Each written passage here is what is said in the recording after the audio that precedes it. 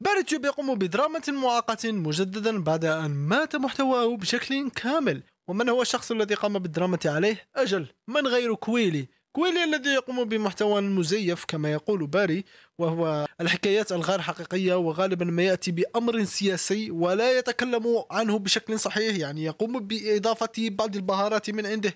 فاليوم سوف نشاهد الفيديو الأخير لباري تيوب، وسنخبره بعض النقاط التي أخطأ بشأنها. قبل أن نبدأ لا تنسونا باللايك والاشتراك وتفعيل الجرس، وهيا ننطلق.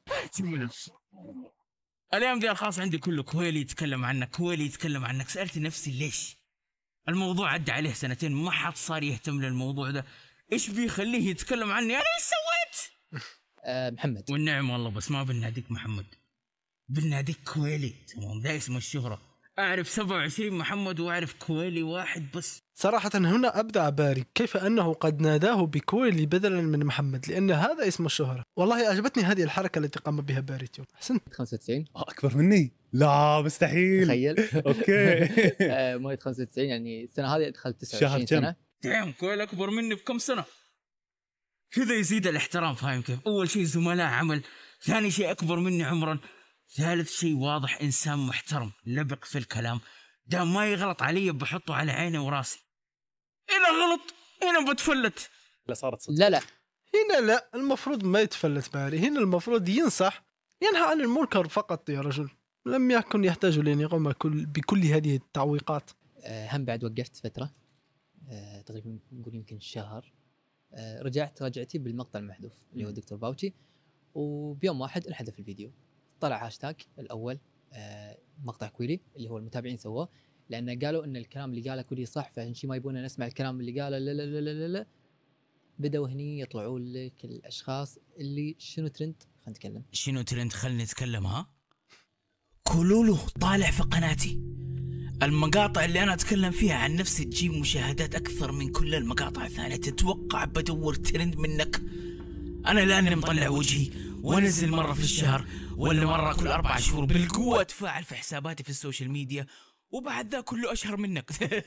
وتجي أوكي، هنا يتباهى وليس، والمفروض ما يكبر نفسه بهذه الأمور، أو كيف أقول لك، المفروض كان راح يجيبها بطريقة أكثر احتراما على الأقل زي ما يقولون. المفروض يقول باري في هذه اللحظة، كيف أقول لك، يعني رد محترم.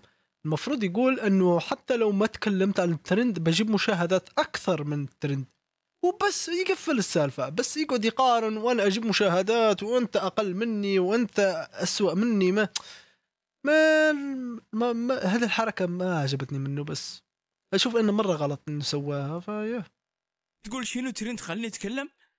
بس عقابا لك على الكلام المسيء ده بسوي اعلان على حسك، اطلع منه فلوس، اسوي فيه سحب للقافله.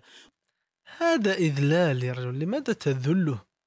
أنا لست مع كويلي حتى تكونوا مع في الصورة، أنا لست مع كويلي ولا مع باريتيوب.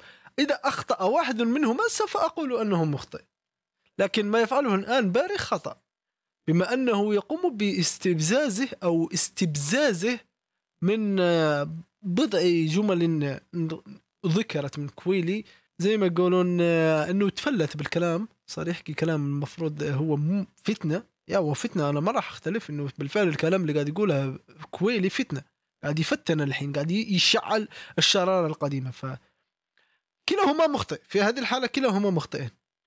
واشتري طقم العيد فيه، طقم العيد السنة دي على حساب كولولو. أوريك الترند كيف. يوتيوب معك في مشكلة وياه. بلش باري. بدينا. شوف أنا بحاول أمسك نفسي قد ما أقدر، تمام؟ أنا بحاول أمسك لساني، بس أرجوك لا تغلط علي. أنا ما أبغى مشاكل والله العظيم، حالي حال نفسي، 3 سنين سايبك في حالك، لا تغلط علي، سيبني في حالي. خلونا نشوف شنو مشكلتك مع باري تيوب؟ انت شوف، انا لو تلاحظ ترى كل شيء انا مالي شغل. انا مالي شغل.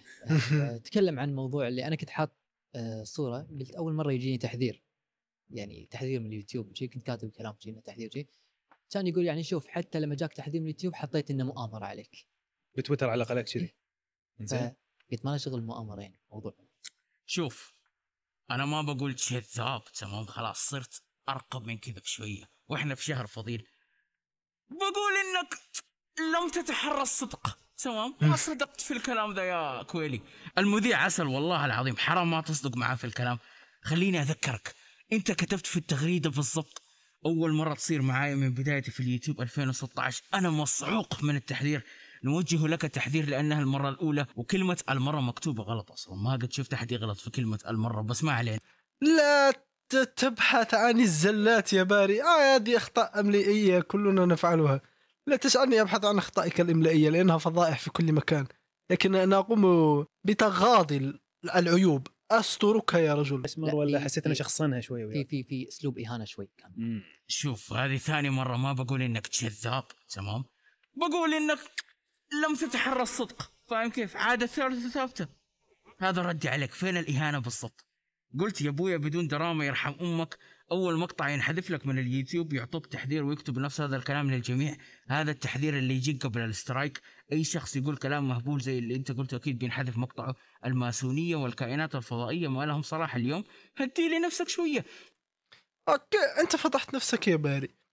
هو الاهانات اللي فهمها كويلي هو لما قلت الكلام المهبول زي اللي انت قلته. انت الحين وصفت كلام كويلي اللي على حسب كلام كويلي انه يعني باحث عليه ودارسه ومدري ايش وكاتب نص. المفروض يعني احنا نقول اوكي احنا برضو نحاول نتغاطى عليه. يقول انت بتاخذ هذا بش اسمه، انت بتقول من الاخير كلام مهبول. انت حاليا حرفيا دمرت كل اتعابه في المقطع. اذا كان هو يتعب اصلا احنا ندري انه ما يتعب، بس بيحرقوا قلبه انه انا قاعد اصور واكتب المقطع ويجي هذا يقول لي كلامي مهبول زي انت اللي قلته اكيد. فيا وبرضه قلت انت هذه يرحم امك. في بعض الدول، اوكي ما اتكلم عن نفسي، في بعض الدول الخليجيه يعتبروها سبه من العيار الثقيل. اوكي فيا هذا برضه فهمها اهانه. ما في اقل ذره اهانه الا لو شفت طريقه كلامي مهينه لك، هذا شيء ثاني، بس بنوصل للاهانه الحقيقيه بعد شوي. اوكي هي الشيء الثاني. كويلي هي الشيء الثاني اللي انت تكلمت عنه يا باري. اذا هو بيشوف كلامي مهين هو بيشوف كلامك مهين، على حسب اختلاف الثقافات زي ما يقولون. انا رديت على رد محترم، قلت ان احنا زملاء ونحترم بعض وكذي، بس تحسفت اني صراحه رديت الرد هذا. ليش؟ لان مو اي شخص يستحق انك ترد عليه الرد هذا. هنا خلوني افسخ القناع واطفي الكاميرا عشان اقدر اتكلم زي الناس. تمام. اوف اسمع يا الكذاب والمنافق يا مزور التاريخ يا مسيلمة.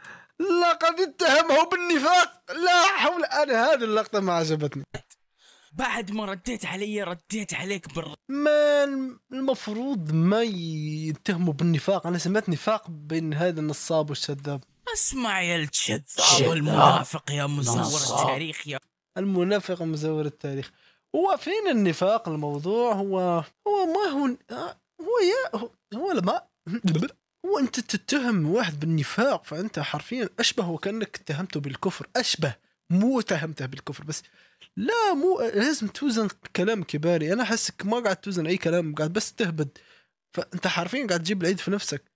ما بعرف. حبيبي كويلي كثير من اللي ذكرته في المقطع مغلوط ولا انت فاهمه غلط، ومستعد اسوي مقطع اشرح لك فيه كل شيء. ما عندي مشكلة مع اغلب نظرية المؤامرة لانها في النهاية ترفيه وما فيها ضرر، بس موضوع الكورونا ده خطير. كم شخص بيرفض اللقاح بعد ما يصدق انه في حملة عالمية لتقليل السكان؟ يمكن. اوكي كلام باري هنا نظيف. كلام باري توب هنا نظيف بصراحة. محترم. ذا بدايته كانت حبيبي كويلي. اقسم بالله نادم اني قلتها، لانه بعد التغريدة ذي طلعت في السناب وسميتني تشلب. انا تشلب يا رمة؟ بعد الاحترام ذا كله تسميني تشلب؟ باري هنا او ماي جاد. الاعياد باري توب اعتقد ان لديه قناة ثالثة التي يقوم بنشر فيها معلومات اسلامية ويتكلم عن الامور الدينية بشكل سطحي، يعني ليس بشكل عميق. بس المشكلة فين؟ المشكلة انه هنا قاعد يناقض نفسه. هو قاعد يتكلم عن الامور الدينية وما ادري ايش بشكل عام. مشكلته فين؟ انه عامل السوء بالسوء، عامل السيئة بالحسنة وبالحسنة بما هي احسن. يعني لما واحد يسوي لك شيء سيء اعمله ردك لازم يكون احسن، ولو سوى لك شيء حسن عامله بالذي احسن. انت لا، سيء بالسيء وكله كفر ويا نصاب ويا منافق، هذا غلط.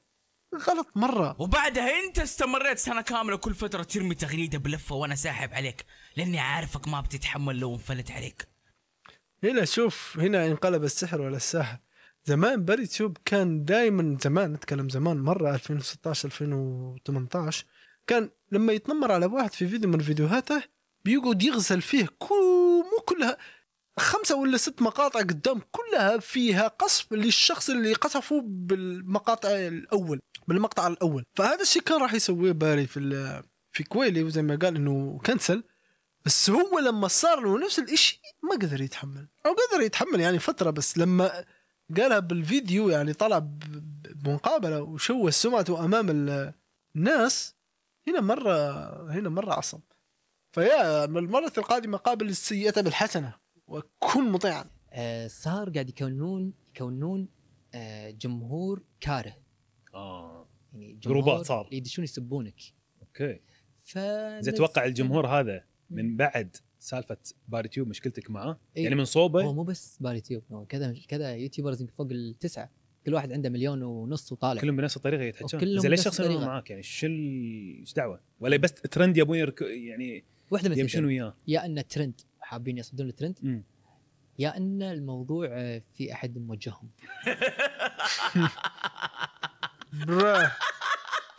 لا هنا كويلي مرة غلطان. يحسب انه باري قال هذول اليوتيوبرز روحوا اهجموا على كويلي. اوكي هنا مرة غلطان كويلي. يا كولولو، في احد موجهنا اجل. الحكومات شافوا قناة باريتيوب، شافوا مقطع دوره، قالوا اوكي خلينا نختار ذا نخليه يرد رد علمي على كويلي. والله هنا يا بعدها شافوا دحوم 3 ساعات يحاول يوصل ديفيجن 1، قالوا اوكي ذا برضه ينفع يرد على كويلي في تويتر. هذه فجأة نرجسية يا رجل، هذا تفكير نرجسي. أنا قاموا باتحاد ضدي سوف يقومون بإيقافي. إيش أنت عشان الناس تتحد ضدك؟ روح احكي حكايات للأطفال يا رجل. أنت نصاب وبس، تمام؟ خليت نفسك نكتة للرايح والجاي لا أكثر. واحد نصاب نضحك عليه. ماني من فانزات اللقاح ترى، أنا أشجع الاتحاد ما أشجع شركة فايزر. أوكي وما دفعوا لي فلوس.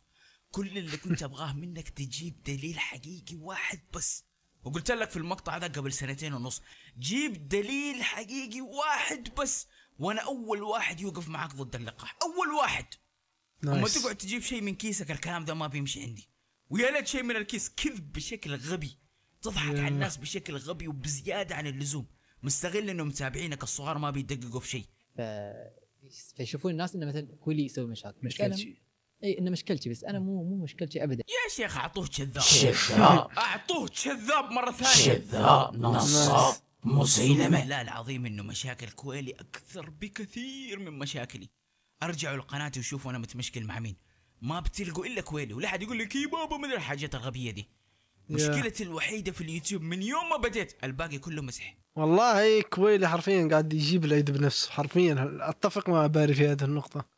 حرفيا قاعد مرة يجيب نفسه العيد. أنا ما أبغى أروح أشوف مقطع الكويلي عشان ما قاعد أطلع مليون عيب. ما أبغى يتمشكل معايا ويقول لي شداب في السناب أو يقول لي كلب في السناب شات، فما أبغى أتفرج مقاطع. خلاص أنا غسلت يدي. أوكي هذا هو الفيديو، كان فيديو مرة رهيب صراحة، مرة أبدع باري. في نقاط زي ما قلت أنه أخطأ فيها باري، وفي نقاط كويلي غلطان.